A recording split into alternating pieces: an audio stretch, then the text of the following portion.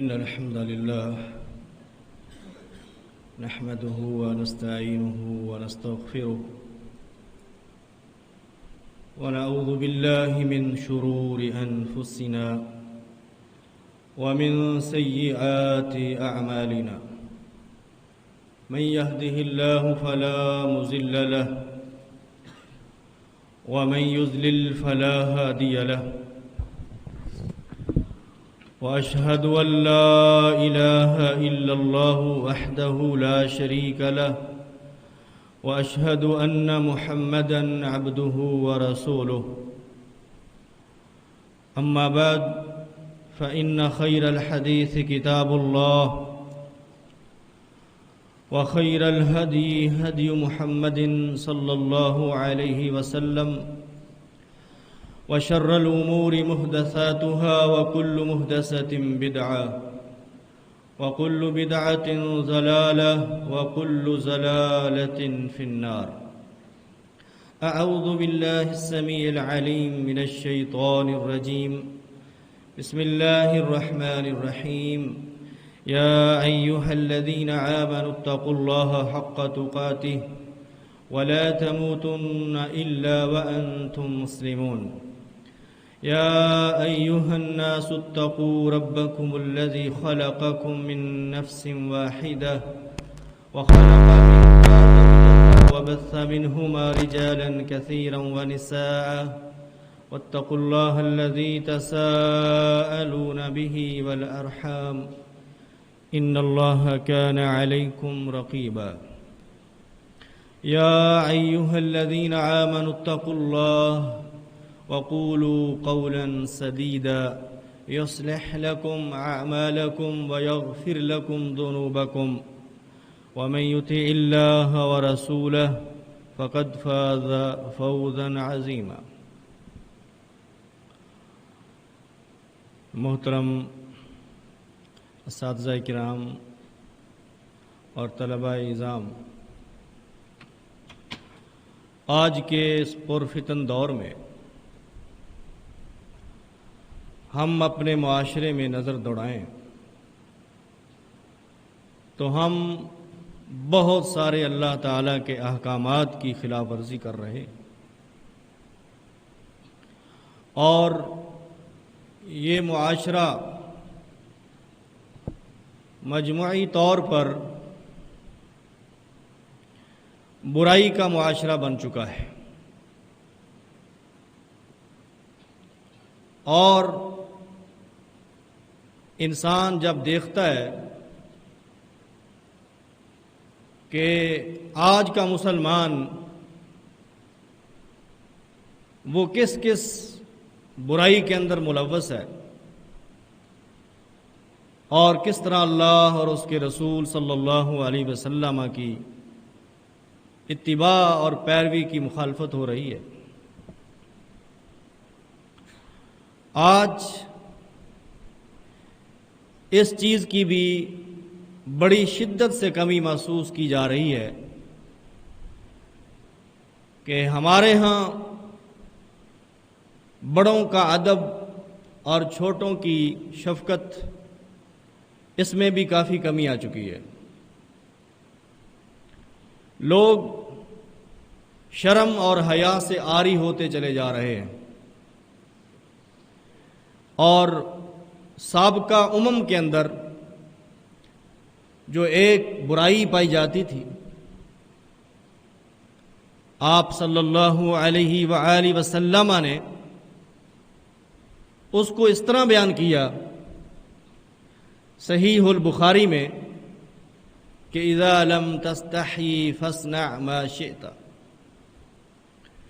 کہ جب تیرے اندر حیا نہ رہے، شرم نہ رہے، پھر تو جو چاہے کر. حیا وہ چیز ہے جو انسان کے اندر بڑوں کا ادب پیدا کرتی ہے، جو انسان کو بڑوں کے سامنے ادب اور احترام کے ساتھ پیش آنے کے لیے حکم دیتی ہے. مگر جب کسی انسان کے اندر حیا نہ رہے تو وہ بڑوں کا ادب نہیں کرتا۔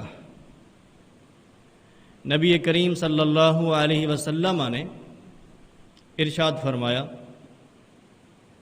من لم یرحم صغیرنا ولم یعکر کبیرنا فلیس منا، جو شخص ہمارے چھوٹوں پر شفقت نہیں کرتا اور ہمارے بڑوں کی توقیر نہیں کرتا، عزت نہیں کرتا۔ آپ نے کیا الفاظ ارشاد فرمائے ایسے آدمی کے بارے میں؟ فرمایا فلیس منا، وہ شخص ہم میں سے نہیں ہے۔ میرے عزیز بھائیوں، ذرا سوچئے، کیا یہ معمولی گناہ ہے کہ آپ باوجود اس کے بڑے رحیم تھے، بڑے شفیق تھے، مگر آپ اس برائی کے لیے بہت بڑا جملہ ارشاد فرما رہے ہیں؟ وہ کیا ہے؟ فلیس منا، کہ وہ شخص ہم میں سے نہیں ہے۔ اس حدیث کو امام ترمذی نے صحیح سند کے ساتھ بیان کیا ہے۔ پھر میرے بھائیوں، ایک وجہ بڑوں کے ادب کی یہ ہے کہ ان کے ہمارے اوپر احسانات ہوتے ہیں، وہ ہمارے محسن ہوتے ہیں۔ کسی نے آپ پر مال خرچ کیا ہوتا ہے، کسی نے بچپن میں آپ کو کسی کام کے لیے منتخب کیا ہوتا ہے، کسی اچھے کام پر آپ کو لگایا ہوتا ہے، آپ کو نیکی کا حکم دیا ہوگا، برائی سے روکا ہوگا، کوئی بھلائی آپ کے ساتھ کی ہوگی۔ اور ہمارے بڑوں میں ہمارے والدین آتے ہیں، جن والدین نے ہمارے اوپر بڑی شفقت کی ہے، اور والدین کا احسان اور ان کی شفقت کی گواہی تو اللہ کا قرآن دیتا ہے کہ بچوں پر جتنے شفیق اور رحیم اس کے والدین ہوتے ہیں، دنیا میں اور کوئی نہیں ہوتا۔ اللہ تعالیٰ نے یہ مسئلہ اپنی توحید کے ساتھ اور اپنے حق کے ساتھ بیان کیا ہے۔ فرمایا وَقَضَىٰ رَبُّكَ أَلَّا تَعْبُدُوا إِلَّا إِيَّاهُ وَبِالْوَالِدَيْنِ إِحْسَانًا، تیرے رب نے یہ حکم دیا ہے کہ تم اللہ کے سوا کسی کی عبادت نہ کرو، اور اس کے ساتھ متصل دوسرا حکم جو اللہ نے جاری کیا ہے وہ کیا ہے؟ وَبِالْوَالِدَيْنِ إِحْسَانًا، کہ تم اپنے والدین کے ساتھ اچھا سلوک کرو۔ ثابت ہوا کہ والدین کے ساتھ اچھا سلوک اس کی بڑی اہمیت ہے، کیونکہ اللہ نے اس کو بڑا اونچا مقام دیا ہے۔ اما یبلغن عندک الکبر احدہما او کلاہما فلا تقل لہما اف ولا تنہرہما وقل لہما قولا کریما۔ اللہ تعالیٰ فرماتے ہیں بالخصوص والدین اس وقت آپ کی محبت کے، آپ کی شفقت کے، آپ کے تعاون کے، آپ کی صلہ رحمی کے بہت ہی مستحق ہوتے ہیں جب وہ بڑھاپے کی عمر کو پہنچ جاتے ہیں، جب وہ ضعیف ہو جاتے ہیں اور ان کا سہارا اللہ کے بعد ان کی اولاد ہوتی ہے۔ اور اگر جب باپ، میرے بھائیوں، لاٹھی پکڑ لے، جب اس کی کمر جھک جائے، جب اس کا جسم نحیف ہو جائے، جب اس کے اندر کئی ساری بیماریاں آ جائیں، تو وہ باپ اپنی اولاد کا کس قدر مستحق ہے کہ اولاد اس پر مہربانی کرے، شفقت کرے۔ مگر وہ اولاد کس قدر، میرے بھائیوں، محروم اولاد ہے، بے ادب اولاد ہے، جو بڑھاپے میں اپنے والدین کو تنہا چھوڑ دیتے ہیں، جو بڑھاپے میں اپنے والدین کا خیال نہیں کرتے، صلہ رحمی نہیں کرتے، اور ان کی بیماری کا علاج نہیں کرواتے، اور ان کی جائز انسانی خواہشات اور ضروریات کا خیال نہیں کرتے۔ اس لیے اللہ نے بطور خاص بڑھاپے کا ذکر کیا ہے، اس لیے کہ جب والدین جوان ہوتے ہیں، جب وہ کما رہے ہوتے ہیں تو ہر ایک ان کی عزت کرتا ہے، کیونکہ اس وقت ہمیں اپنے والدین کی ضرورت ہوتی ہے، کیونکہ ہم ان سے کچھ لے رہے ہوتے ہیں۔ لیکن جب وہ بے سہارا ہو جاتے ہیں، جب وہ اپنی عمر کا اکثر حصہ گزار چکے ہوتے ہیں، تو اس وقت وہ ہماری شفقت اور مہربانی کے مستحق ہوتے ہیں۔ اس لیے اللہ نے فرمایا کہ بڑھاپے کی حالت میں اگر وہ دونوں یا ان میں سے کوئی ایک آپ کو مل جائے تو غنیمت جانو۔ ایسی عمر میں اپنے والدین کی خدمت کر کے اللہ سے جنت حاصل کرو۔ فرمایا وَلَا تَقُلْ لَهُمَا اُفٍّ، ایسی عمر میں جب وہ بوڑھے ہو جائیں ان کو اف تک نہیں کہنا۔ یہ کلمہ بہت حقیر کلمہ ہے، یعنی بالکل معمولی تکلیف کی بات بھی نہیں کرنی۔ شاید اس سے کوئی تکلیف کا چھوٹا کلمہ نہیں ہے عربی زبان میں جو اللہ نے یہاں ذکر کیا، اف تک نہیں کہنا۔ وَلَا تَنْهَرْهُمَا، جھڑکو مت اور ان سے سختی سے بات نہ کرو۔ وَقُلْ لَهُمَا قَوْلًا كَرِيمًا، بڑی نرمی سے آہستہ سے ان سے بات کرنی ہے، جھک کر بات کرنی ہے، اور پتہ چلے کہ یہ باپ ہے، یہ بیٹا ہے، یہ بیٹا ہے، اور اپنے باپ کے سامنے کیسے سر جھکا کے، آنکھوں کو جھکا کے اور الفاظ کی نرمی کے ساتھ اپنے والد سے بات کر رہا ہے، اپنی والدہ سے بات کر رہا ہے۔ اور فرمایا وَاخْفِضْ لَهُمَا جَنَاحَ الذُّلِّ، نرمی کا پہلو ان کے لیے جھکا کے رکھو، یعنی عملی طور پر بھی چہرہ اور آپ کا جسم جھکا ہوا ہونا چاہیے کہ آپ کسی بڑے کے سامنے کھڑے ہیں، یہ نہیں کہ باپ کے سامنے سینہ تان کے آپ کھڑے ہیں اور باپ کی آنکھوں میں آنکھیں ڈال کر بات کر رہے ہیں، اس کی اللہ تعالیٰ اجازت نہیں دے رہا۔ فرمایا اپنے پہلو کو اپنے والدین کے سامنے جھکا کے رکھو۔ وَقُلْ رَبِّ ارْحَمْهُمَا كَمَا رَبَّيَانِي صَغِيرًا، اور ساتھ اللہ نے یہ بھی حکم صادر کر دیا ہے کہ جب تمہارے والدین دنیا سے چلے جائیں یا دنیا کے اندر موجود ہوں، اس میں یہ تخصیص نہیں ہے کہ مرنے کے بعد ہی دعا کرنی ہے، والدین زندہ ہوں یا نہ زندہ ہوں، دونوں صورتوں میں ہماری دعا کے مستحق ہیں۔ زندگی کے اندر بھی ان کے لیے دعائیں کرتے رہنا ہے اور وفات کے بعد بھی ان کے لیے دعا کرتے رہنا ہے، اور اللہ نے خود یہ دعا سکھائی ہے۔ سبحان اللہ، اللہ تعالیٰ کس قدر چاہتا ہے کہ اولاد اپنی والدین کے ساتھ اچھا سلوک کریں۔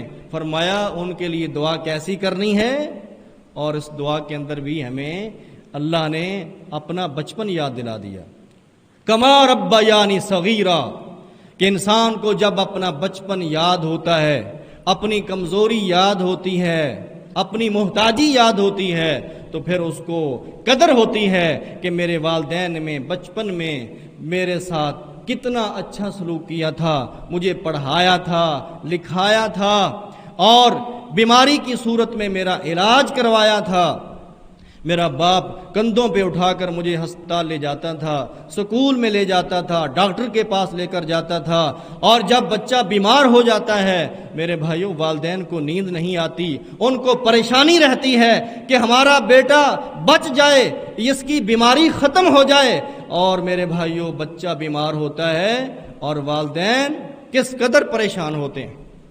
اس لیے اللہ نے بچپن یاد کرائے۔ سورۃ الاسراء کی یہ 33 اور 34 نمبر 2 آیات میں نے آپ سے، اسی طرح مختلف احادیث میں والدین کے ساتھ اچھا سلوک کرنے کا حکم دیا گیا ہے، ان کی عزت اور اکرام کرنے کا حکم دیا گیا ہے، ان کے لیے مغفرت کی دعا کرنے کا حکم دیا گیا ہے، حتیٰ کہ والدین کے جو دوست ہوتے ہیں ان کے ساتھ بھی اچھا سلوک کرنے کا حکم دیا گیا ہے۔ ابو عمر الشیبانی رحمہ اللہ کہتے ہیں حدثنا صاحب حاض الدار، ہمیں اس گھر والے نے حدیث بیان کی ہے، وَأَشَارَ بِيَدِهِ إِلَى دَارِ عبداللہ بن مسعود رضی اللہ تعالی عنہ، اور عبداللہ بن مسعود رضی اللہ تعالی عنہ کے گھر کی طرف اشارہ کرتے ہوئے ابو عمر الشیبانی کہتے ہیں کہ انہوں نے ہمیں حدیث بیان کی ہے۔ وہ کون سی حدیث ہے؟ کہ رسول اللہ صلی اللہ علیہ وسلم سے میں نے سوال کیا، ای الاعمال احب الی اللہ، اے اللہ کے حبیب یہ بتائیے کہ اللہ کے ہاں سب سے محبوب اعمال کون ہیں، کون کون سے ہیں؟ فرمایا الصلاۃ علی وقتہا، نماز کو اس کے وقت پر ادا کرنا، جیسے ہی اذان ہو جائے، جیسے ہی اذان کا وقت نماز کا وقت داخل ہو جائے اسی وقت نماز کو ادا کرنا، یہ بڑے بڑے محبوب اعمال میں سے ہے۔ قلت ثم ایٌ، میں نے پوچھا اللہ کے حبیب اس کے بعد کون سا عمل ہے؟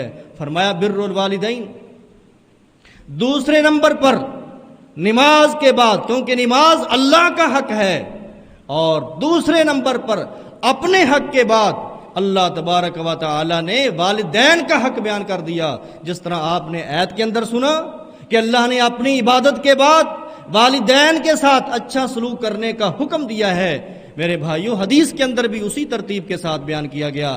پہلے نماز کا حکم دیا گیا کہ الصلاۃ علی وقتہا، نماز کو اس کے وقت پر ادا کرو، یہ محبوب ترین عمل ہے۔ عبداللہ بن مسعود رضی اللہ تعالی عنہ نے جب دوسرے نمبر پر پوچھا اللہ کے حبیب دوسرے نمبر پر کون سا عمل بہترین عمل ہے، اللہ کو محبوب ہے؟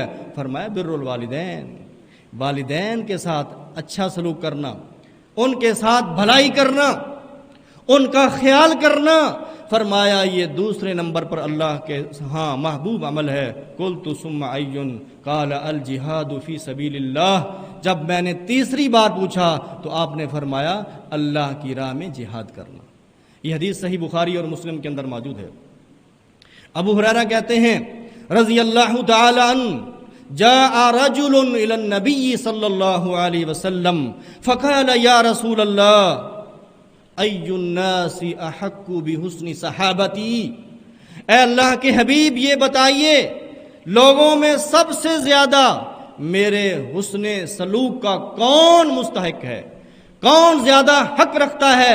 اس کائنات کے اندر بڑے لوگ ہیں، بڑی دنیا موجود ہے، مگر میرا سوال یہ ہے کہ سب سے زیادہ کون حقدار ہے کہ جس کے ساتھ میں اچھا سلوک کروں؟ فرمایا امو کا، تیری ماں۔ قلت ثم من، میں نے پھر پلٹ کے سوال کیا اللہ کے حبیب اس کے بعد؟ فرمایا امو کا، تیری ماں۔ قلت ثم من، پھر میں نے سوال کیا تیسری بار اللہ کے حبیب، پھر فرمایا امو کا، تیری ماں۔ قلت ثم من، جب اس بندے نے چوتھی بار پوچھا تو آپ نے فرمایا ابو کا، تیرا باپ۔ ثم الادنا کا، ادنا کا، اس کے بعد پھر آپ نے ترتیب بتائی کہ ماں باپ کے بعد بالترتیب جو لوگ تمہارے زیادہ قریبی رشتہ دار ہیں وہ ماں باپ کے بعد زیادہ تمہارے حسن سلوک کے مستحق۔ اس حدیث کو بھی امام بخاری اور مسلم دونوں نے روایت کیا ہے۔ ابو ہریرہ کہتے ہیں رضی اللہ تعالی عنہ، کہتے ہیں کہ رسول اللہ صلی اللہ علیہ وسلم نے فرمایا راغم انفہ، راغم انفہ، راغم انفہ، وہ بندہ تباہ ہو گیا، برباد ہو گیا، خسارے میں چلا گیا، نامراد ہو گیا۔ اللہ کے رسول صلی اللہ علیہ وسلم سے پوچھا گیا یا رسول اللہ من، اے اللہ کے حبیب وہ کون آدمی ہے جس کے متعلق آپ نے 3 بار یہ بات فرما دی کہ وہ شخص برباد ہے، تباہ ہے، ہلاک ہو چکا ہے؟ آپ نے فرمایا من ادرک والدیہ، جس نے اپنے والدین کو پایا، عند الکبر احدہما او کلاہما، اپنے والدین کو جس نے پایا ان دونوں میں سے ایک کو یا دونوں کو بڑھاپے کی حالت میں، فلم یدخل الجنہ، فلم یدخل الجنہ، پھر وہ بندہ اپنے والدین کی خدمت کر کے اللہ سے جنت حاصل نہ کر سکا۔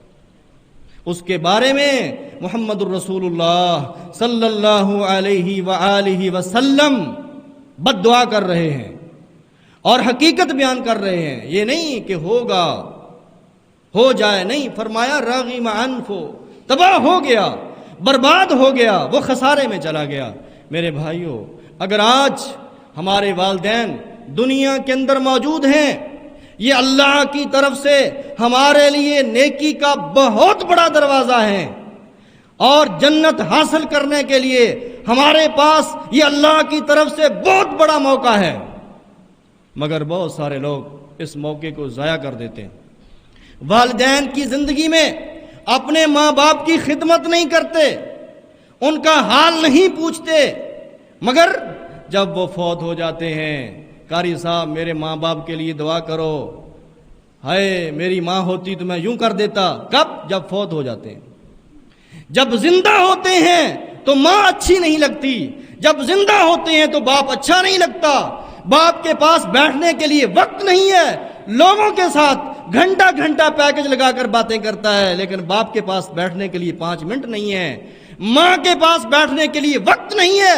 لیکن جب یہ نعمت چھن جاتی ہے، والدین اپنا وقت گزارنے کے بعد اللہ کے حضور چلے جاتے ہیں، قبروں میں پہنچ جاتے ہیں، پھر یہ افسوس کرتا ہے کہ ہائے کاش کہ میرے ماں باپ ہوتے، میں ان کی خدمت کرتا۔ میرے بھائیوں، آج ہمارے ماں باپ ہمارے پاس موجود ہیں، اللہ کی نعمت ہے، ان کی قدر کیجئے اور ان کی خدمت کر کے اللہ سے جنت حاصل کیجئے۔ نبی کریم صلی اللہ علیہ وسلم نے تو اہل شرک والدین کے ساتھ بھی اچھا سلوک کرنے کا حکم دیا ہے۔ اگر آپ کے والدین اہل توحید نہیں ہیں، اہل سنت اور اہل حدیث نہیں ہیں، بدعتی ہیں، تب بھی بطور والدین وہ آپ کی خدمت کے مستحق ہیں، اس لیے کہ انہوں نے آپ کو جنم دیا ہے، انہوں نے بچپن میں آپ کی خدمت کی ہے، انہوں نے آپ کو کھلایا اور پلایا ہے، تربیت کی ہے، بڑا کیا ہے۔ اگر آپ کا باپ کافر بھی ہے، اس کی بھی خدمت کرنا آپ کے لیے ضروری ہے، اس کی بھی بے ادبی کرنا حرام ہے۔ اسماء بنت ابی بکر رضی اللہ تعالی عنہا کہتی ہیں کہ میری والدہ میرے پاس آ رہی تھی، اور یہ وقت تھا جب قریش اور اللہ کے رسول صلی اللہ علیہ وسلم کے درمیان ایک عہد ہوا تھا، ایک میثاق ہوا تھا جنگ بندی کا، صلح حدیبیہ کے موقع پر۔ تو اس وقت میں بہت سارے کافر لوگ مدینے آئے اپنے رشتہ داروں سے ملنے کے لیے۔ اسماء رضی اللہ تعالی عنہا کہتی ہیں قدمت علی امی وہی مشرکہ، میری ماں بھی میرے پاس آئی اور وہ اس وقت تک مشرکہ تھی، اور فقلت یا رسول اللہ صلی اللہ علیہ وسلم ان امی قدمت علی وہی راغبۃ افاصلها قال صلها، اے اللہ کے حبیب میری ماں میرے پاس آ رہی ہے، مگر اس کا عقیدہ توحید نہیں ہے، وہ قرآن کو نہیں مانتی، وہ پیارے پیغمبر کی نبوت اور رسالت کا اقرار نہیں کرتی، وہ اللہ کی توحید کی شہادت نہیں دیتی، وہ دین اسلام کو نہیں مانتی، کیا میں ایسی ماں کے ساتھ اچھا سلوک کروں؟ فرمایا سلیہا، اے اسماء یہ تیری ماں ہے، تو نے اس کے ساتھ اچھا سلوک کرنا ہے۔ میرے بھائیوں، یہ تو مشرکہ ماں تھی، مگر وہ ماں جس کے سینے میں اللہ کی توحید ہو، وہ ماں جس کے سینے میں اللہ کا قرآن ہو، وہ ماں جو آپ کو لوریاں دیتی تھی، لا الہ الا اللہ پڑھتی تھی، وہ ماں جو وضو کر کے آپ کو دودھ پلاتی تھی، وہ ماں جو رات کو اٹھ کر تہجد پڑھتی تھی، آج اس ماں کی عزت نہیں ہو رہی، آج اس کو بھی نظر انداز کیا جا رہا ہے کہ یہ ماں پرانی باتیں کرتی ہے۔ آج کا دور بدل چکا ہے، یہ کیسی میری ماں ہے، اس کو کیا پتا جدیدیت کیا ہوتی ہے، اس کو کیا پتا آج کا ماحول تبدیل ہو چکا ہے۔ ہم اپنے بوڑھے ماں باپ کی تذلیل کرتے ہیں، تضحیق کرتے ہیں کہ میں بہت پڑھا لکھا بندہ ہوں، مجھے بہت علم ہے، میں بہت ماڈرن ہوں، میں بڑی جدت کو جانتا ہوں۔ میرے بھائیوں، یہ ساری چیزیں والدین کی توہین ہے۔ والدین کا اکرام کرنا، عزت کرنا ہمارے اوپر فرض ہے، اور یہ روایت بھی میرے بھائیوں صحیح بخاری اور مسلم کے اندر موجود ہے۔ نبی کریم صلی اللہ علیہ وسلم کے صحابی مغیرہ بن شعبہ رضی اللہ تعالی عنہ بیان کرتے ہیں کہ رسول اللہ صلی اللہ علیہ وسلم نے فرمایا من الکبائر شتم الرجل والدیہ، بڑے بڑے جو کبیرہ گناہ ہیں ان میں سے ایک بڑا کبیرہ گناہ یہ ہے کہ کوئی آدمی اپنے ماں باپ کو گالی دے۔ قیلا یا رسول اللہ صلی اللہ علیہ وسلم حل یشتم الرجل والدیہ، اس وقت صحابہ نے تعجب کیا تھا کہ وہ دور ادب کا دور تھا، احترام کا دور تھا۔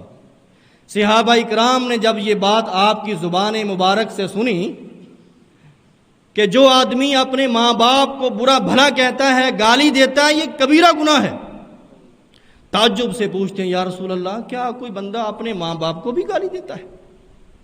فرمایا ہاں، یسب ابا الرجل فیسب اباہ، ایک شخص کسی کے باپ کو گالی دیتا ہے اور وہ بدلے میں اس کے باپ کو گالی دیتا ہے۔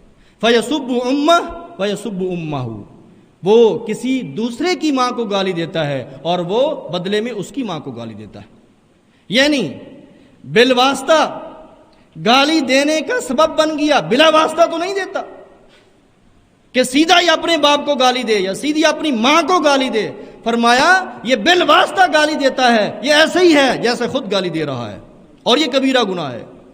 مگر آج کا دور بہت آگے جا چکا ہے، آج گالیاں بلا واسطہ نہیں بالواسطہ دی جا رہی ہیں، بالکل ڈائریکٹ اپنے باپ کے سامنے کھڑے ہو کر آج کا بیٹا اپنے باپ کو برا بھلا کہہ رہا ہے، آج کا بچہ اپنی ماں کے سامنے کھڑے ہو کر اپنی ماں کو گالی دے رہا ہے، اپنے باپ کو دھکا دے رہا ہے۔ اور میرے بھائیو یہ بات بھی سوچنے والی ہے کہ یہ جو کافروں کا کلچر، مغربی کلچر ہمارے اندر بھی آ چکا ہے، اولڈ ہوم کا، ہمارے بڑے بڑے شہروں میں بھی اولڈ ہوم بن چکے ہیں۔ دیکھو جا کر 70 80 سالہ بوڑھی مائیں اپنے گھروں سے نکال دی گئی ہیں، بیٹا کسی بڑے عہدے پر فائز ہے، بیوی بڑی ماڈرن ہے، پڑھی لکھی ہے، بڑے اونچے خاندان سے ہے، اور وہ بیوی اپنی ساس کو، اپنے خامند کی ماں کو اپنے گھر میں رکھنے کے لیے تیار نہیں ہے۔ وہ اپنے خامند سے کہتی ہے یا اپنی ماں کو رکھ لے یا مجھے رکھ لے، ہم دونوں اس گھر میں نہیں رہ سکتے۔ اور بدبخت بیٹا بیوی اور ماں میں سے کس کا انتخاب کرتا ہے؟ بیوی کا انتخاب کرتا ہے، ماں کو گھر سے نکالتا ہے کہ ہاں میں بیوی کو نہیں چھوڑ سکتا، ماں کو چھوڑ سکتا ہوں۔ ہائے اللہ، وہ ماں آج جس نے اپنے گھر میں بیٹھ کر بیٹے کے لیے دعائیں کرنا تھیں، جس نے آج بیٹے کا عروج دیکھنا تھا، شفقت اور مہربانی دیکھنی تھی، جس نے گھر میں آ کر اپنی ماں کے پاؤں دبانے تھے، جس نے گھر میں آ کر اپنی ماں کا حال چال پوچھنا تھا، آج وہ گھر ماں کی نعمت سے محروم ہو چکا ہے، اور بیٹے نے اپنے ہاتھوں سے اللہ کی رحمت کو گھر سے میرے بھائیوں رخصت کر دیا ہے۔ میرے عزیز بھائیوں، ایسے لوگوں کا کیا حال ہوگا قیامت کے دن جب اللہ کے حضور کھڑے ہوں گے اور ان کے والدین ان کا گریبان پکڑیں گے کہ جب یہ چھوٹے تھے، ماں نے نطفے سے لے کر حمل کے وضع تک اور دودھ پلانے کی صعوبتیں، اور پھر رات کو اٹھ کر بیٹے کا پیشاب دھویا اور میرے بھائیوں اس کو سوکھی جگہ پر رکھا، خود گیلے بستر پر سوئی رہی۔ آج وہ ماں اولڈ ہوم کے اندر بیٹھی ہوئی ہے اور اس کا بیٹا اپنے گھر کے اندر اپنی بیوی کے ساتھ بیٹھا ہوا ہے۔ میرے بھائیوں، کیا خیال ہے؟ کیا یہ ظلم نہیں ہے؟ اور قیامت والے دن ان ظلموں کا حساب نہیں ہوگا کہ اللہ اس بوڑھی ماں کو جو مظلوم ہے، جو دھکے دے کر گھر سے باہر نکالی گئی ہے، اللہ اس کی فریاد نہیں سنے گا. اتقی دعوت المظلوم فإنہ لیس بینہ وبین اللہ حجاب. اللہ کے رسول نے فرمایا معاذ بن جبل کو بھیجتے ہوئے، صحیح بخاری اور مسلم کی حدیث ہے، اے معاذ مظلوم کی بد دعا سے بچ جانا، مظلوم کی بد دعا سے بچ جانا، اس کی ہاں سے بچ جانا، کیونکہ اللہ اور اس کے درمیان کوئی پردہ نہیں ہے. آج کتنے ہی بد نصیب اور محروم لوگ بجائے اس کے کہ ان کے والدین ان کو دعائیں دیں، ان کو بد دعائیں دے رہے ہیں. کتنے بد نصیب ہیں وہ لوگ. تو آئیے میرے بھائیوں، ہم اللہ کے حضور توبہ کریں، اللہ کے سامنے یہ عہد کریں کہ ہم اپنے والدین کا ادب بجا لائیں گے، ان کا احترام کریں گے، ان کی عزت کریں گے، ان کا ہر حکم جو کتاب و سنت کے خلاف نہ ہو اس کو تسلیم کریں گے. رسول اللہ صلی اللہ علیہ وسلم نے ایک واقعہ بیان کیا نا. عبداللہ بن دینار رضی اللہ تعالی جو تابعی ہیں، عبداللہ بن عمر رضی اللہ تعالی عنہما کے شاگرد ہیں. صحیح مسلم میں یہ واقعہ موجود ہے کہ جو لوگ ادب اور احترام کرتے ہیں وہ کس حد تک کرتے ہیں. عبداللہ بن دینار کہتے ہیں کہ ہم مکہ اور مدینے کے درمیان ایک سفر میں تھے اور عبداللہ بن عمر ہمارے ساتھ تھے. ایک اعرابی کے ساتھ ملاقات ہو گئی تو سیدنا عبداللہ بن عمر رضی اللہ تعالی عنہما نے اپنا عمامہ اس اعرابی کو دے دیا، اپنا گدھا جس پر وہ سوار تھے اس اعرابی کو دے دیا. ہم نے کہا اے عبداللہ، یہ تو اعرابی لوگ جو ہیں معمولی چیز پر خوش ہو جاتے ہیں اور آپ نے اس کو اپنی پگ بھی دے دی اور آپ نے اس کو اپنی سواری گدھا بھی دے دیا، کیا خاص بات ہے؟ سنیے، جن کے دلوں میں ادب اور احترام ہوتا ہے، جنہوں نے قرآن اور سنت کو پڑھا ہوتا ہے اور عمل کرنا ہوتا ہے، سیدنا عبداللہ بن عمر کہتے ہیں کہ یہ میرا دوست نہیں ہے، یہ میرا کوئی رشتہ دار نہیں ہے. اس کے پیچھے پیارے پیغمبر کی ایک حدیث ہے، وہ کیا ہے؟ ان ابر البر صلۃ الرجل اہل ود ابیہ. آپ نے فرمایا تھا کہ بڑی بڑی نیکیوں میں سے ایک نیکی یہ بھی ہے کہ انسان ان لوگوں کے ساتھ اچھا سلوک کرے جو اس کے باپ کے دوست ہوں، جو اس کے باپ کے دوست ہوں. یہ جو اعرابی ہے جس کو میں نے اپنی سواری دے دی ہے، جس کو میں نے اپنی پگڑی دے دی ہے، فرمایا یہ میرے باپ عمر کا دوست تھا، اس لیے میں نے اس کے ساتھ یہ سلوک کیا ہے. سوچئے ذرا، آج ہمارے دلوں کے اندر یہ جذبہ موجود ہے کہ میں اپنے باپ کے علاوہ اپنے باپ کے بھائی کے ساتھ اچھا سلوک کروں، اپنے باپ کی بہن کے ساتھ اچھا سلوک کروں، آپ کے باپ کے چچا زاد، ماموں زاد، خالہ زاد کے ساتھ اچھا سلوک کروں. ہم تو خود اپنے باپ کی عزت نہیں کرتے. باپ کے رشتہ داروں کی عزت کیسے کریں گے؟ باپ کے دوستوں کی عزت کیسے کریں گے؟ باپ کے ہمسایوں کی عزت کیسے کریں گے؟ ہمارے اندر تو اتنا جذبہ نہیں ہے کہ صرف ہم اپنے باپ کی عزت کر لیں. یہ واقعہ صحیح مسلم کے اندر موجود ہے. نبی کریم صلی اللہ علیہ وسلم نے والدین کی خدمت، رشتہ داروں کے ساتھ اچھا سلوک کرنا، اس کے کچھ فائدے بھی بتائے. فرمایا من احب ان یبسط لہ رزقہ وینسع لہ فی اثرہ فلیصل رحمہ. جو آدمی یہ پسند کرتا ہے کہ اس کے رزق میں اضافہ کر دیا جائے، بڑھا دیا جائے اور اس کی عمر کے اندر اضافہ کیا جائے، وہ کیا کرے؟ فرمایا فلیصل رحمہ، وہ صلہ رحمی کرے. اور صلہ رحمی میں سب سے پہلے نمبر پر، جس طرح کہ آپ حدیث سن چکے ہیں بخاری اور مسلم کے حوالے سے، والدین آتے ہیں. سب سے پہلے نمبر پر والدین آتے ہیں صلہ رحمی میں.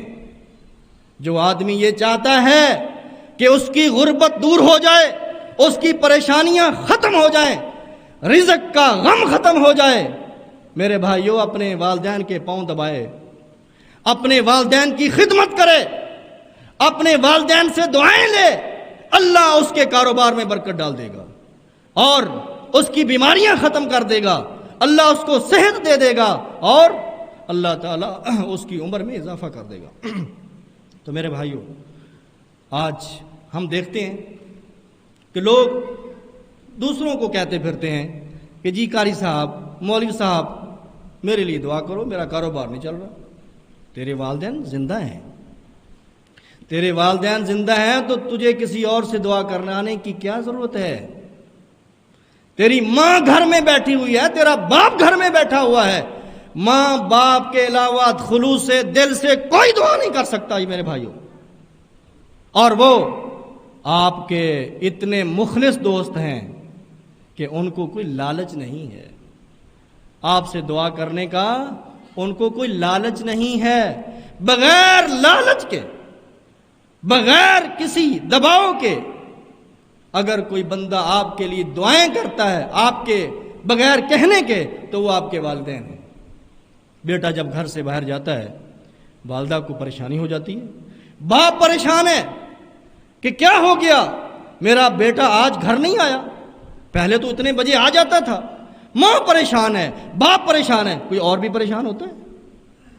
آپ کی بیوی پریشان نہیں ہوگی، آپ کی اولاد پریشان نہیں ہوگی آپ کے دیر آنے سے، مگر آپ کی ماں پریشان ہے، آپ کا باپ پریشان ہے، اس لیے کہ تم ان کی اولاد ہو، انہوں نے تم کو جنم دیا ہے، اس لیے ان کے دلوں کے اندر جو محبت موجود ہے وہ کسی اور کے اندر نہیں ہو سکتی۔ آئیے میرے بھائیوں، اس گناہ سے توبہ کرو۔ یہ جو بے ادبی والا ماحول پیدا ہو چکا ہے، یہ جو والدین کے سامنے ہم آنکھیں کھول کر باتیں کرتے ہیں اور سینہ تان کر باتیں کرتے ہیں اور ان کی نافرمانی کرتے ہیں، توبہ کرو۔ اگر تم اس گناہ سے توبہ نہیں کرو گے، عین ممکن ہے کہ اللہ تمہیں اس دنیا کے اندر کسی مصیبت کے اندر، کسی فتنے کے اندر مبتلا کر دے، اور یہ ہو چکا ہے۔ یہ کوئی ہوائی بات نہیں ہے، صحیح بخاری اور مسلم میں یہ روایت موجود ہے، جریج کا ایک قصہ موجود ہے۔ رسول اللہ صلی اللہ علیہ وسلم نے بیان کیا ہے کہ جریج کی والدہ نے ان کو بلایا اور وہ نماز پڑھ رہے تھے، بہت نیک آدمی تھے، پہلے گزری ہوئی امتوں کے اندر ایک نیک آدمی جریج بہت پرہیزگار آدمی تھا، اور ایک دن اس کی والدہ کہنے لگی، اے جریج نماز پڑھ رہا تھا، نفلی نماز۔ جریج نے کہا، اللہم امی و صلاتی، یا اللہ میں کیا کروں، ایک طرف تو میں تیری نماز پڑھ رہا ہوں اور ایک طرف میری ماں مجھے بلا رہی، کیا کروں؟ تو اس نے نماز نہ چھوڑی اور نماز جاری رکھی اور والدہ چلی گئی۔ اگلے دن پھر والدہ نے آواز دی، پھر جریج نے کہا، یا اللہ امی و صلاتی، یا اللہ ایک طرف تیری نماز ہے اور ایک طرف میری ماں ہے، کیا کروں؟ نماز نہیں چھوڑی اور والدہ واپس چلی گئی۔ تیسرے دن پھر والدہ نے آواز دی، جریج نے نماز نہیں چھوڑی اور اپنی ماں کی بات نہیں مانی، لبیک نہیں کہا، اپنی ماں کے پاس حاضر نہیں ہوا۔ ماں نے تیسری دفعہ جب یہ دیکھا کہ جریج میری بات نہیں سن رہا، اس کی زبان سے ایک بد دعا نکل گئی، جریج جا، تجھے بدکار عورتوں کا منہ دیکھنا پڑے۔ کیا ہوا؟ اللہ کا کرنا ایسا ہوا کہ وہاں کے لوگوں نے جریج کو بدنام کرنے کا منصوبہ بنایا اور اس کی خاطر ایک عورت کو تیار کیا کہ وہ اس کے ساتھ گناہ کرے اور بعد میں ہم جریج کو پکڑ لیں۔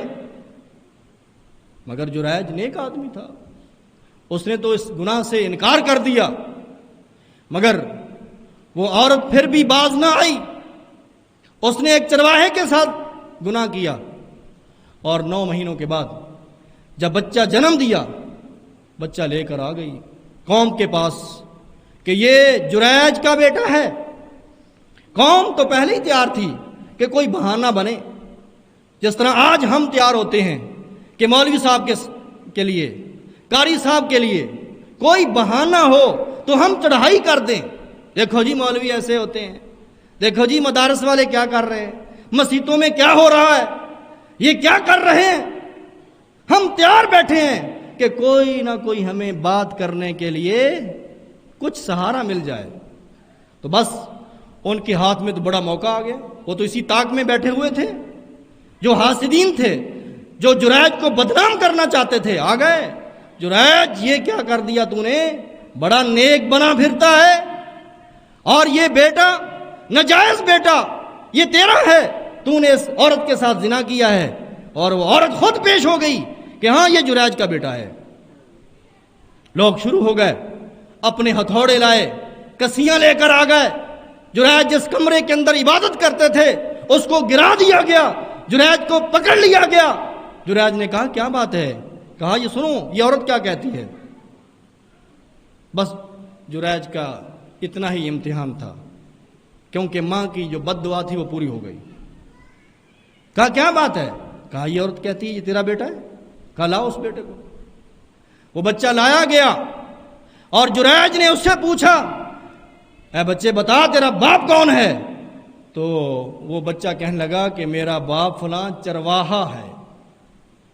اس نے بول کر بتایا. اللہ کے رسول صلی اللہ علیہ وسلم نے فرمایا وہ 3 بچے جو مہد میں بولے، گود میں بولے، کہ ابھی تک بچے بولنے کی عمر کو نہیں ہوتے، مگر 3 بچوں نے مہد کے اندر گفتگو کی ہے. ان میں ایک صاحب جریج ہے کہ جس نے بول کر کہا تھا 1 دن کا بچہ، وہ کہنے لگا کہ میرا باپ جریج نہیں فلاں چرواہا ہے.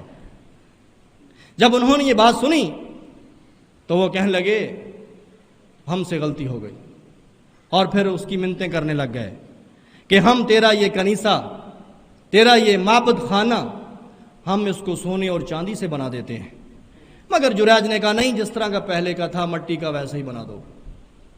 تو یہ حدیث بتلا رہی ہے کہ انسان کو اپنے ماں باپ کی نافرمانی نہیں کرنی چاہیے.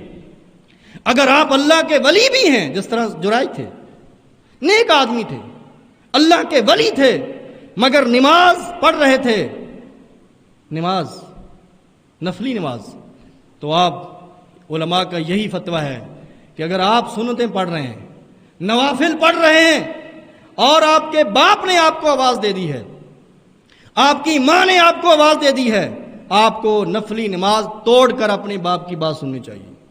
آپ کو نفلی نماز توڑ کر اپنی ماں کی بات سننی چاہیے، ورنہ آپ فتنے کا شکار ہو سکتے ہیں. کیونکہ یہ نماز فرض نہیں ہے، مگر ماں باپ کی بات ماننا، ان کی آواز پر لبیک کہنا یہ فرض ہے. اللہ نے اس کا حکم دیا ہے. میرے بھائیو اس لیے بچیے کہ کہیں ہم بھی اس فتنے کا شکار نہ ہو جائیں. رسول اللہ صلی اللہ علیہ وسلم نے فرمایا، جبیر بن مطعم رضی اللہ تعالی عنہ فرماتے ہیں کہ رسول اللہ صلی اللہ علیہ وسلم فرماتے ہیں لا يدخل الجنت قاطع. یہ حدیث بھی صحیح بخاری اور مسلم کی ہے. فرمایا جو شخص قاطع ہے، قاطع رحم ہے، جو انسان رشتہ داریوں کو توڑتا ہے، آپ نے فرمایا وہ جنت میں نہیں جائے گا. سوچو میرے بھائیو، یہ کوئی معمولی جرم نہیں ہے. اپنے ماں باپ کا دل دکھانا، ان کی نافرمانی کرنا، ان کی بے ادبی کرنا، ان کی جائز بات کو نہ ماننا، یہ کوئی معمولی گناہ نہیں ہے. آپ فرما رہے ہیں لا يدخل الجنہ، وہ جنت میں داخل نہیں ہوگا. تو کیا ہم اپنے لیے پسند کریں گے کہ ہم جنت میں نہ جائیں؟ اور ہم کیا کر رہے ہیں؟ اپنے والدین کی نافرمانی کر رہے ہیں. اس سے بھی توبہ کرو میرے بھائیوں. یہ حدیث بھی بخاری اور مسلم کی ہے. اور پھر نبی کریم صلی اللہ علیہ وسلم نے یہ بھی فرما دیا کہ انسان جب کسی سے اچھا سلوک کرتا ہے، اپنے والدین ہو گئے، بہن بھائی ہو گئے، دیگر رشتہ دار ہو گئے، تو ان میں ایسے لوگ بھی ہوتے ہیں جو آپ سے اچھا سلوک نہیں کریں گے. تو کیا ہم بھی اس کے جواب میں ان سے قطع رحمی کر دیں، رشتہ ناتا توڑ دیں، آنا جانا بند کر دیں؟ نہیں، اس کی اجازت بھی نہیں ہے. آپ نے فرمایا، صحیح بخاری اور مسلم کی حدیث ہے، لیس الواصل بالمقافی انما الواصل الذی اذا قطع رحمہ وصلہ، فرمایا وہ بندہ حقیقت میں صلہ رحمی کرنے والا نہیں ہے جو برابری کی بنیاد پر کر رہا ہے، کہ جس کے ساتھ صلہ رحمی کی جاتی ہے وہ بھی آپ کے ساتھ کر رہا ہے، وہ آپ کی دعوت کرتا ہے، آپ اس کی دعوت کرتے ہیں، وہ آپ کے گھر آتا ہے، آپ اس کے گھر آتے ہیں، وہ آپ کو تحفے بھیجتا ہے، آپ بھی اس کو تحفے بھیج رہے ہیں، وہ آپ کے گھر میں آ کر ملاقات کرتا ہے، آپ بھی اس سے گھر میں جا کر ملاقات کر، یہ برابری کا تعلق ہے، یہ برابری کی صلہ رحمی ہے۔ آپ نے فرمایا یہ صلہ رحمی نہیں ہے، حقیقت میں یہ صلہ رحمی نہیں ہے۔ یا رسول اللہ صلہ رحمی پھر کیا ہے؟ فرمایا انما الواصل الذی اذا قطع رحمہ وصل، حقیقی صلہ رحمی کرنے والا وہ بندہ ہے کہ جب اس کے رشتہ دار اس سے تعلق توڑیں وہ جوڑ دے، یہ حقیقی صلہ رحمی ہے۔ یہ کام بہت مشکل ہے۔ آپ کا بھائی آپ کے ساتھ برا سلوک کرے اور آپ کے ساتھ اس سے اچھا سلوک کریں، یہ کیسے ہو سکتا ہے بھائی؟ یہ تو بہت مضبوط ایمان والے بندے کا کام ہے، ہم جیسے لوگ اس کا یہ کام نہیں کر سکتے۔ یہ ہمارے لیے یہ بہت مشکل ہے کہ میں اس بندے کے پاس جاؤں جو مجھے گالی دیتا ہے، میرے ساتھ برا سلوک کرتا ہے، میری غیبت کرتا ہے، میں اس کے پاس جاؤں اور اس کا حال چال پوچھوں، یہ کیسے ہو سکتا ہے؟ ہم اس کے متحمل نہیں ہیں۔ مگر آپ نے فرمایا حقیقی صلہ رحمی کرنے والا وہی شخص ہے جب اس سے تعلق توڑ دیا جائے تو بندہ اس سے تعلق جوڑ کر رکھے، یہ حقیقی ہے۔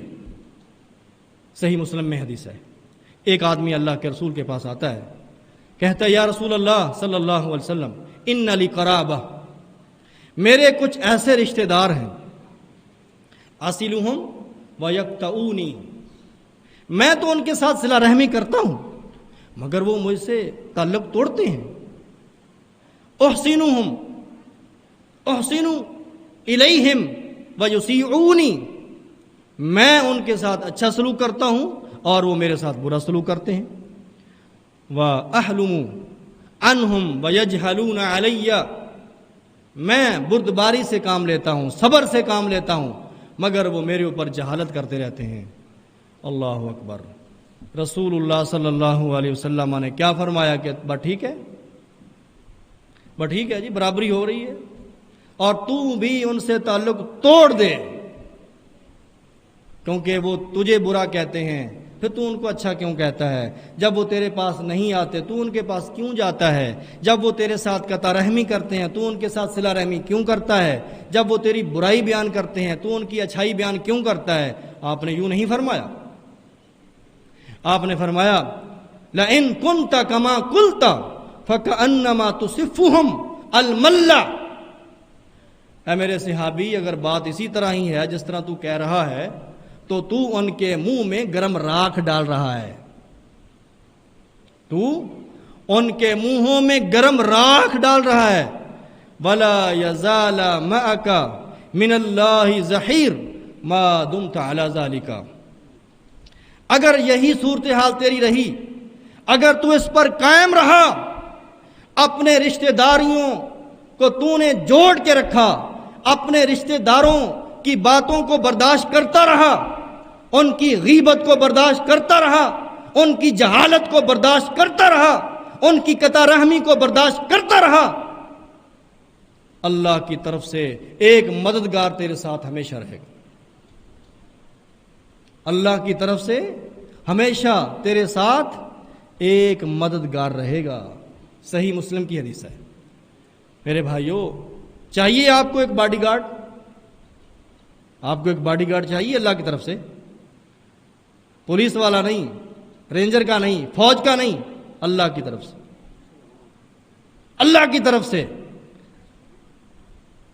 ہم میں سے کوئی بھی ایسا باڈی گارڈ حاصل کر سکتا ہے، پہرے دار حاصل کر سکتا ہے، اس اپنے ایک محافظ اپنے ساتھ ہمیشہ رکھ سکتا ہے، بغیر تنخواہ کے، بغیر کھانے پینے کے، آپ کے ساتھ رہے گا، وہ ہر وقت رہے گا۔ اور وہ کیسے حاصل ہوگا؟ جو آپ کو برا کہتا ہے آپ کو اچھا کہیں، جو آپ سے دور ہوتا ہے آپ اس کے قریب ہو جائیں، جو آپ کو گالی دیتا ہے آپ اس کے لیے دعا کریں، جو آپ کی غیبت کرتا ہے آپ اس کی اچھائی اور بھلائی بیان کریں، اللہ آپ کو باڈی گارڈ مہیا کر دے گا۔ اور یہ پیارے پیغمبر کی بات ہے، کسی ایرے گہرے کی بات نہیں ہے، اور یہ کوئی حکایت نہیں، کوئی من گھڑت روایت نہیں ہے، کوئی قصہ اور کہانی نہیں ہے، بلکہ یہ پیارے پیغمبر کی زبان مبارک سے نکلی ہوئی حقیقی اور سچی بات ہے صلی اللہ علیہ وسلم۔ نبی کریم صلی اللہ علیہ وسلم کے ایک صحابی عبداللہ بن عمر رضی اللہ تعالیٰ بڑے ہی متبع سنت ہیں، حدیث اور سنت کے بڑے شہدائی ہیں، آپ کی سنتوں کا بڑا خیال رکھنے والے ہیں۔ کہتے ہیں ان لی امراتا، میری ایک بیوی تھی، وَأَنَا أُحِبُّهَا، اور مجھے بڑی پسند تھی، مجھے اس سے محبت تھی، وَكَانَ عُمَرُ يَكْرَهُهَا، مگر میرا باپ عمر اس کو پسند نہیں کرتا۔ عمر اپنی بہو کو پسند نہیں کرتا تھا، میری بیوی کو میرا باپ پسند نہیں کرتا تھا، اور اس نے مجھے کہا عبداللہ اپنی اس بیوی کو طلاق دے دے۔ فَأَبَيْتُ، میں نے کہا نہیں، میں طلاق نہیں دوں گا، کیوں؟ میری بیوی ہے، مجھے اس سے محبت ہے۔ فَأَتَى عُمَرُ النَّبِيَّ صلی اللہ علیہ وسلم، تو سیدنا عمر رضی اللہ تعالی عنہ اللہ کے رسول صلی اللہ علیہ وسلم کے پاس چلے گئے اور ان کو جا کر بیان کر دیا کہ میں عبداللہ کو کہتا ہوں کہ اپنی بیوی کو طلاق دے دے، پر عبداللہ میری بات نہیں مانتا، اپنی بیوی کو طلاق نہیں دیتا۔ سوچئے اور سنیے اسلام میں باپ کی کیا حیثیت ہے، اسلام میں باپ کی کیا قدر و قیمت ہے۔ پیارے پیغمبر نے فرمایا مجھے بلا کر عبداللہ اپنے باپ کی بات مان اور اپنی بیوی کو طلاق دے دے۔ کیا ہم ایسا کرنے کے لیے تیار ہیں؟ کیا ہم اپنے باپ کو خوش کرنے کے لیے، راضی کرنے کے لیے کہ اگر واقعی میری بیوی کے اندر کوئی عیب ہے، اس کے اندر کوئی شرعی عیب ہے اور میرے باپ کو وہ بہو پسند نہیں ہے، تو میں اپنے باپ کے کہنے پر اپنی بیوی کو طلاق دے دوں؟ یہ شان ہے اسلام کے اندر باپ کی، یہ عظمت ہے باپ کی میرے بھائیوں، جس کو آج ہم نے بھلا دیا ہے۔ اور اس سے پہلے بھی آپ نے صحیح بخاری میں ایک واقعہ سنا ہوگا، سیدنا ابراہیم اور سیدنا اسماعیل کا، یہ بھی باپ بیٹے ہیں نا، جس طرح عبداللہ عمر کا بیٹا ہے اسی طرح اسماعیل ابراہیم کا بیٹا ہے۔ بالکل وہی واقعہ ان کے ساتھ بھی پیش آیا جب ابراہیم علیہ السلام اپنی بیوی کو اور اپنے بیٹے اسماعیل کو مکہ میں چھوڑ کر چلے گئے اور پھر آتے جاتے رہتے تھے۔ اسماعیل نے شادی کر لی اور ایک دفعہ ابراہیم اپنے بیٹے اسماعیل کے گھر آئے اور اسماعیل موجود نہیں تھے اور ان کی بیوی موجود تھی، ابراہیم علیہ السلام کی بہو موجود تھی۔ ابراہیم علیہ السلام پوچھتے ہیں کہاں اسماعیل؟ کہنے لگی کہ وہ شکار پر گئے۔ کیسا گزر بسر ہو رہا ہے؟ بس جی برے حالات ہیں، ماڑے حالات ہیں۔ تنگی کا شکوہ کیا، ناشکری کی۔ ابراہیم علیہ السلام خلیل اللہ تھے، اللہ کے پیغمبر تھے، بڑے سمجھدار تھے، ذہین و فطین تھے، اللہ کے نبی تھے، اللہ کے خلیل تھے۔ اور اچھا شکوہ کر رہی ہے اپنے خامند کا، تو فرمایا کہ جب اسماعیل گھر آئے تو ان کو کہنا کہ اپنے دروازے کی دہلیز بدل لے۔ اشارے میں بات سمجھا دی۔ جب اسماعیل علیہ السلام واپس پلٹ کر گھر آتے ہیں، پوچھا کوئی گھر آیا تھا؟ کہاں ایک بابا جی بزرگ آئے تھے۔ اچھا کوئی بات ہوئی؟ ہاں جی کچھ بات انہوں نے کی ہے۔ گھر کے حالات کے بارے میں بات کی ہے، پوچھا ہے، میں نے یہ جواب دیا ہے، کوئی پیغام؟ کہا ایک پیغام دے کر چلے گئے۔ کیا پیغام ہے؟ کہا پیغام یہ دے کر چلے گئے کہ میرے بیٹے کو کہنا اپنے دروازے کی دہلیز کو بدل لے۔ کہا اچھا، جا پھر تجھے طلاق ہے۔ میرا باپ مجھے یہی سمجھا کر گیا ہے۔ اسماعیل نے اپنے باپ کے کہنے پر اپنی بیوی کو طلاق دے دی ہے، کیونکہ باپ بڑی عظمت والا ہے، اس کا حکم اونچا ہے، اس کی بات مانی جائے گی۔ اور یہ تھے اسماعیل، یہ تھے اسماعیل علیہ السلام۔ کتنی تابعداری ہے۔ باپ کہتا ہے اسماعیل، میں نے خواب میں دیکھا ہے کہ میں تجھے ذبح کر رہا ہوں، کیا خیال ہے؟ انظر ماذا ترى، کیا رائے ہے تیری، کیا خیال ہے؟ سنیے، جن بیٹوں کی تربیت اسلامی نہج پر ہوتی ہے، جو بیٹے باپ کی عظمت کو جانتے ہیں، جو بیٹے قرآن اور حدیث کو جانتے ہیں، باپ کی شان اور قدر کو جانتے ہیں، بیٹے نے کیا جواب دیا؟ یا ابت افعل ما تؤمر، اے میرے باپ، اگر اللہ نے آپ کو یہ حکم دے دیا ہے کہ اپنے بیٹے کو ذبح کر دے، پھر تجھے مجھے پوچھنے کی کوئی ضرورت نہیں ہے۔ اے ابا جان، میں تیار ہوں، میں ذبح ہونے کے لیے تیار ہوں۔ بیٹا تیار ہو گیا، باپ نے چھری پکڑ لی، بیٹے کو زمین پر لٹا لیا۔ باپ اپنے بیٹے کو ذبح کرنے کے لیے چھری ہاتھ میں پکڑ کر بالکل گردن پر چلانے کے لیے تیار ہو جاتا ہے۔ آسمان سے اللہ نے وحی کر دی کہ ابراہیم، تو نے اپنا خواب سچا کر دکھایا ہے، چھوڑ دے، تو امتحان میں پاس ہو گیا ہے۔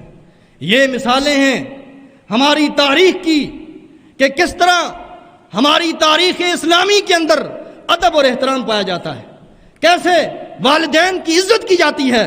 ہماری پوری تاریخ اسلامی کے اندر آدم سے لے کر آخری پیغمبر محمد رسول اللہ صلی اللہ علیہ وسلم تک کوئی اولڈ ہوم نہیں ہے، کسی پیغمبر کی شریعت میں نہیں ہے کہ جب تمہارے باپ بوڑھے ہو جائیں تو گھر سے نکال دو، نہیں۔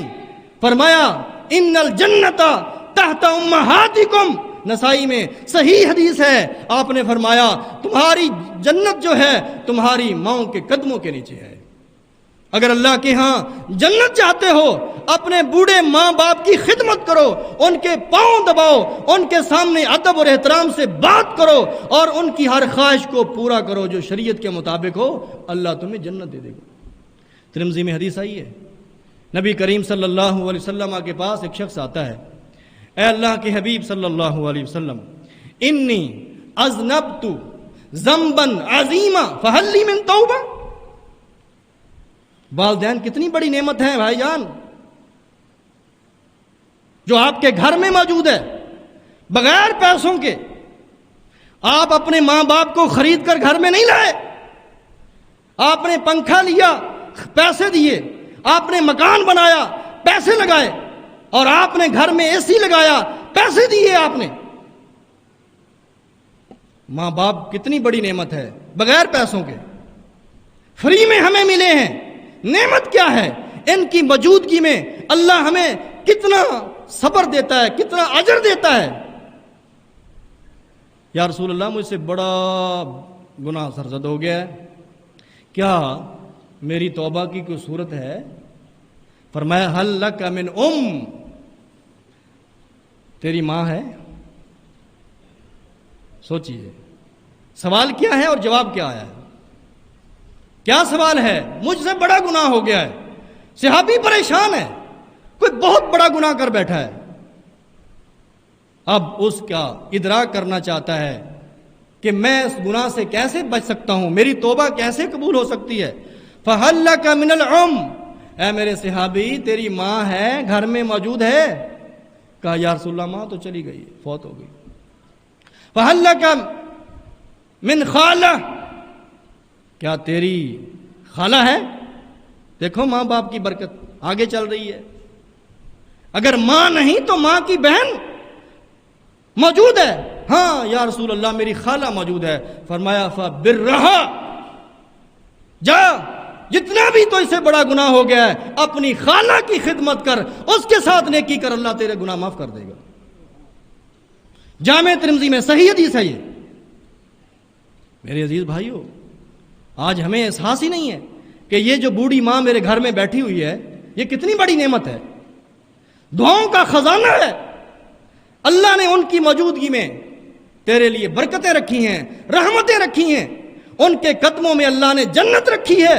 دبا اپنی ماں کے پاؤں، دبا اپنے باپ کے پاؤں، خدمت کر ان کی، لا ان کو تحفے دے کر لا کر دے، ان کو اچھا سوٹ لا کر دے، اچھا موبائل لا کر دے، اور ان کی خدمت کر، اپنے باپ کو سیر و تفریح کے لیے لے جا۔ لیکن ہم ایسا نہیں کرتے، ہم اپنے دوستوں کے ساتھ نوران کاغان جاتے ہیں، مری جاتے ہیں، سوات جاتے ہیں، سکردو، بلتستان، گلگستان جاتے ہیں، دوستوں کے ساتھ ساری پلاننگ ہوتی ہے، منصوبہ بندی ہوتی ہے، لیکن تیرے باپ نے لاہور نہیں دیکھا، تیرے باپ نے سوات اور مری نہیں دیکھا، تیرے پاس گاڑی ہے، پیسہ موجود ہے، تیری ماں نے بھی لاہور نہیں دیکھا، تیری ماں نے کبھی سیر و تفریح نہیں کی، کبھی اپنے باپ کو بھی اور ماں کو بھی لے گئے۔ یہ ماں باپ سے زیادہ عزیز ہیں آپ کو؟ ان کی خدمت واجب ہے، پیسے بھی خرچ کرتا ہے، گاڑی بھی اپنی لے کر جاتا ہے اور اپنے دوستوں کو لے کر جاتا ہے۔ مجھے بتا، تیری ماں تیری دوست نہیں؟ تیرا باپ تیرا دوست نہیں؟ جس نے تجھے بڑا کیا، جس نے تجھے دوائی کھلائی تھی، جس نے سب کچھ بیچ کر تیرا علاج کروایا تھا، ماں نے اپنی چوڑیاں بیچ کر، اپنا زیور بیچ کر تیرا علاج کروایا تھا، آج تیری ماں تیری رحم کی مستحق نہیں ہے؟ آج وہ اپنے بیٹے کے ساتھ کہیں سیر و تفریح کے لیے نہیں جا سکتی، کیونکہ وہ ماں ہے، کیونکہ وہ تیرا باپ ہے۔ اس لیے میرے بھائیوں، یہ سارا معاشرہ جو اس وقت ہمارا معاشرہ ہے، ہم کہتے تو اس کو مسلمان معاشرہ ہے، لیکن حقیقی بات یہ ہے کہ اس معاشرے کو مسلمان معاشرہ کہتے ہوئے شرم آتی ہے، شرم آتی ہے کہ اسلام کا مذاق اڑایا جاتا ہے، بزرگوں کا مذاق اڑایا جاتا ہے، والدین کا کوئی ادب احترام نہیں ہے، اور ہم سمجھتے ہیں کہ ہم مسلمان معاشرے کے اندر رہ رہے ہیں۔ آؤ میرے بھائیوں، توبہ کرو۔ اللہ انشاءاللہ جو بندہ بھی حقیقی سچے دل سے توبہ کرتا ہے، اللہ تعالیٰ اس کی توبہ کو قبول کرتا ہے۔ وآخر دعوانا الحمدللہ۔